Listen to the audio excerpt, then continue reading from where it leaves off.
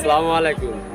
আসলে আমরা বর্তমান সময় যে জায়গায় এসে উপস্থিত হয়েছি, এই জায়গা আসলে আমরা মানে আইসলাম ঘুরে বেড়াতে, কিন্তু ঘুরে বেড়াতে এসে একটা বাস্তবতা যে জিনিসটা দেখলাম, সেই জিনিসটা ঘর বাড়িতে শুরু করে সব কিছু হয়ে গেছে, ভেঙে নষ্ট করে ফেলেছে। তবে এইগুলো দেখে বাংলাদেশ সরকারের কাছে আবেদন জানাচ্ছি যে এই লোকের ঘরটা কমপ্লিট করে দেওয়ার জন্য।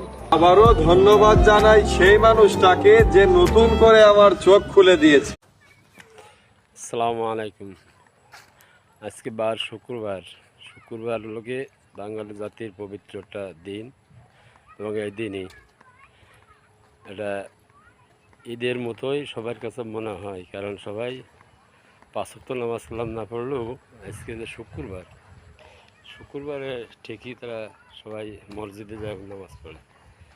তা আমাদের বাঙালির কাছে সারা বাংলাদেশের লোকের কাছে আহ্বান যে আপনারা শুক্রবারে যেভাবে নামাজ পড়েন, পাঁচ ওয়াক্ত ঠিক সেভাবে নামাজ পড়েন, তাহলে আল্লাহ তাআলার অশেষ রহমত এবং নাজিল হবে। আল্লাহ তাআলার অশেষ রহমত নাজিল হবে, এবং এই নাজিলের মাধ্যমে দেখা অনেক কিছু ফায়দা হবে।